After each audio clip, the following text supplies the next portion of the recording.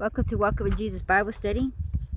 Going to be in the book of Psalms, chapter 71, verse 18.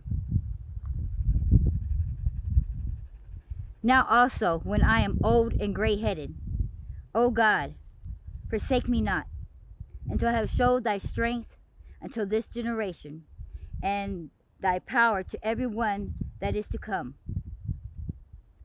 And I'm going to repeat that. Now also, when I am old and gray-headed, O God, forsake me not, until I have showed thy strength, and unto this generation, and thy power to every one that is to come. The writer of this psalm desperately wanted God to show his strength through him, an old man. He wanted everybody to know God's power. As we grow old, we can still show God's strength. As we become weaker, we can proclaim how strong he is. Do not lose heart as you grow old. The retired missionary now goes door to door to preach, and even though he is walking slowly, the woman who started doing jail ministry is still doing so. She started it long ago, and decades later she is still faithfully visiting those jails. Whatever God is calling you to do, God is greater than your age. As we very well all know, that everybody in the Bible lived a very long time.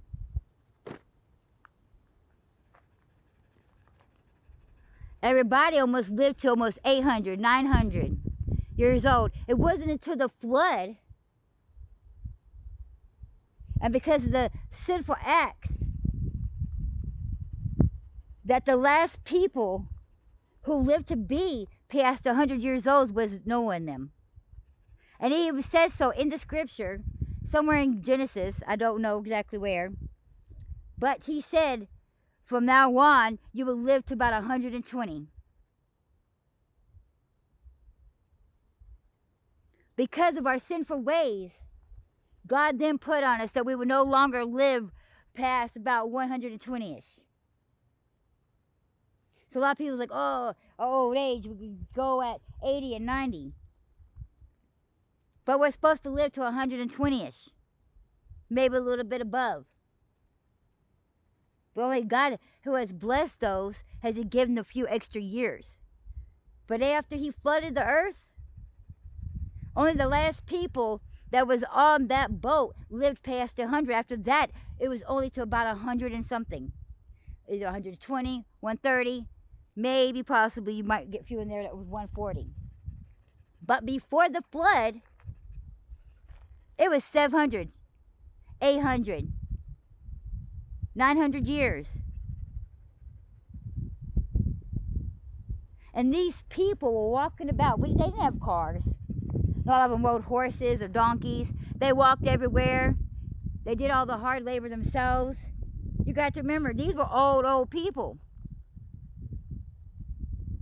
Even Moses, when he was wandering around, was walking in his old age.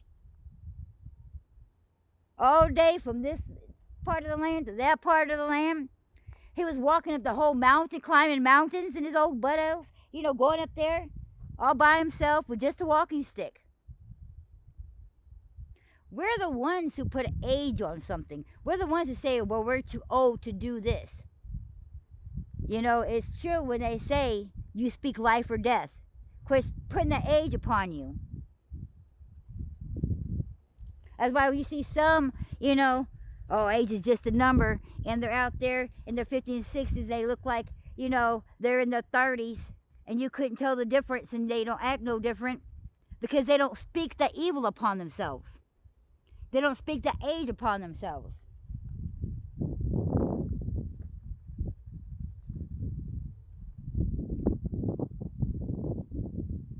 Keep that mindset. We're always young. We should always feel young at heart. Quit letting that number define who we are. Define what you can and can't do. Yes, with age we're supposed to, act with maturity and stuff. But we're also still supposed to be childlike. Our faith is supposed to be childlike. And the reason why it means that, it means to have faith like a child, and those who have childlike faith will be inherit the kingdom of heaven for sure, is because when you're a child, you're open to everything that is being told to you. See, as we get to be adults, we tend to think that we already know the way, that we already know right. And so therefore we hold on to that so-called fact that we hold in our head, and we no longer hear the truth. That's what it means to have childlike faith. To believe in the things that is being told to you, and quit leaning on your own knowledge. See, you don't got too smart for your own good. Become a child when you're learning these scriptures. Become a child when it comes to being taught these things of the Bible, so you could understand and begin to realize the truth, because some people have put too much scientific into it. Oh, that can't be possible. And there's your problem. First of all, God created everything. It's only science that's trying to catch up with God, not the other way around. But because your school knowledge has you to believe it so, you can't see the truth for the lies that has already been implanted into your brain. Come to it like a child. Swipe your mind clean. Get the table clean, so the lies won't stop you from seeing the truth. And that's why it says it's going to be so hard for some, because they don't know how to wipe that table clean. They don't know how to let go of what their brain was already taught. They can't see past the veil. They don't even see that they have a veil in front of them. Clear your table so you can see that veil and lift it up. And then you can see clearly. Have childlike faith. Swipe the table clean. Save yourself. Some people will never get saved truly in their heart because they won't be able to believe the truth. They can't handle the truth. They can't understand the truth because they can't let go of the past acknowledgement of what they thought and all that they knew.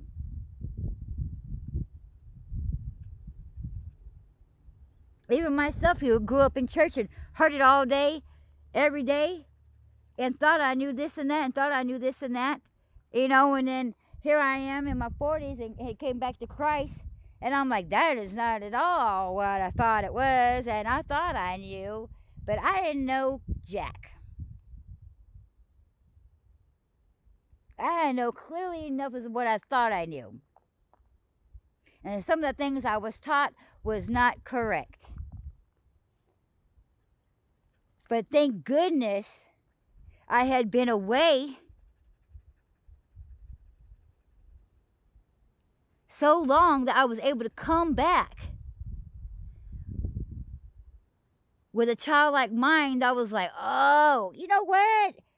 And then when I was learning something, I was like, oh, and see, I used to think it was this way. And I didn't remember what I thought I knew until I had learned something. So thank gosh that he had kept me away. Not that he kept me away, but that I was on the path that I was on, because it allowed me to come back with a childlike mind. Otherwise, I could have been just like some of the people, so stuck and thought I knew it all when I didn't know nothing, because I was taught incorrect.